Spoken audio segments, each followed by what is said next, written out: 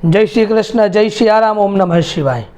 आप सबको अधिक मास के 11वें दिन की हार्दिक शुभकामना।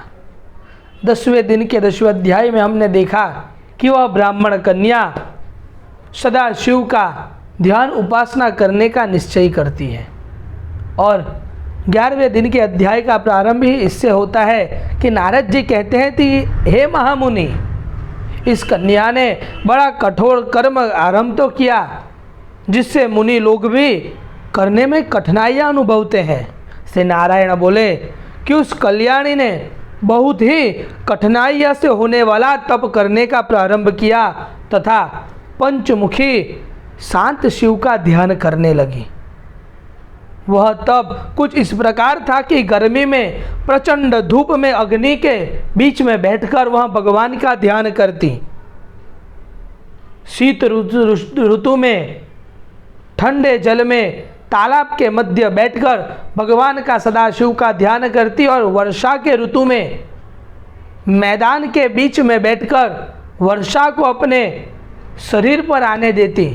ऐसा वह भगवान का कठोर तप करती थी और भोजन के स्थान पर वह दोनों समय कोमलामी केवल धुआं पीकर रह जाती थी।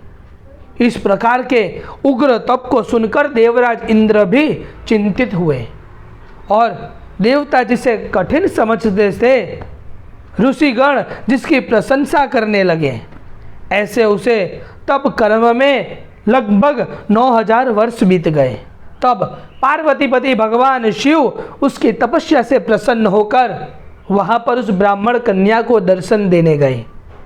जैसे ही सदाशिव ने ब्राह्मण कन्या को अपना साक्षात्कार रूप से दर्शन दिखाए तब ब्राह्मण कन्या का कुछ देह भी हस्तपुष्ट होकर दिखने लगा और वह ब्राह्मण कन्या ने प्रशंसा पूर्वक भगवान शिव की मानसिक पूजा की।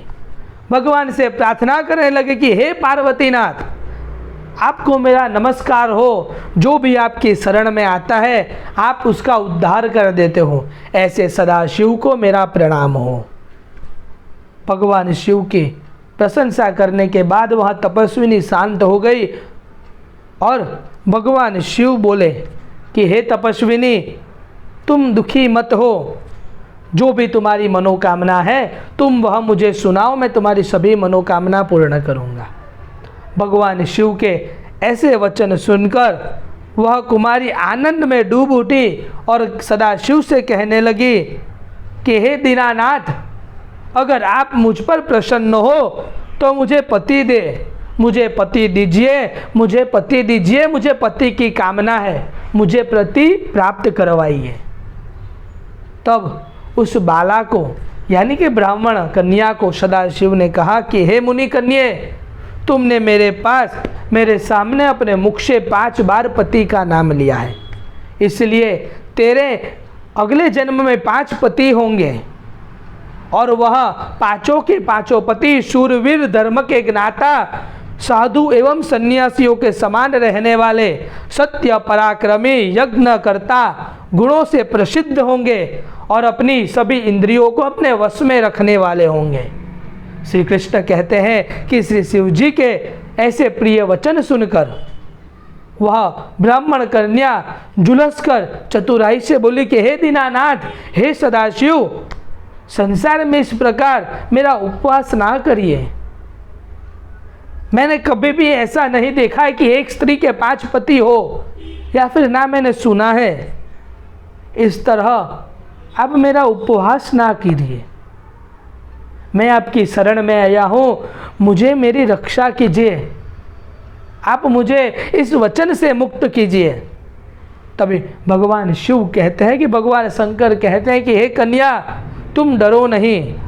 आगे के जन्म में तपस्या के बल से तूने जो तपस्या की है उसके बल से तुम माँ के गर्भ से उत्पन्न नहीं होगी, तुम यज्ञ से उत्पन्न होगी। इसी के कारण तुम्हारे 5 पति होंगे और तुम उन सब से परम पद को प्राप्त करोगी। पुरुषोत्तम मास भगवान श्री कृष्ण का अति प्रिय महीना है। तुमने उसका पालन सेवन नहीं किया है और श्री कृष्ण भगवान तो ऐश्वर्य इसे प्रदान करने वाले हैं और ब्रह्मादि देवता, इंद्रगण, नारद जी और स्वयं मैं भी इस पुरुषोत्तम मास का सेवन करता हूँ, और तुमने इस पुरुषोत्तम मास का अपमान किया, इसी के कारण तुम्हें 5 पति होंगे। इतना कहकर सदाशिव अंतर्ध्यान हो गए और वह ब्राह्मण कन्या झुंड से बिछड़े हुए हिरण की भांति ऐसे ऐसे भटकने लगी। इति श्री बृहन्नारद पुराणे पुरुषोत्तम महात्मये नारायण नारद संवादे कुमारी विलाप नाम 11वां अध्याय।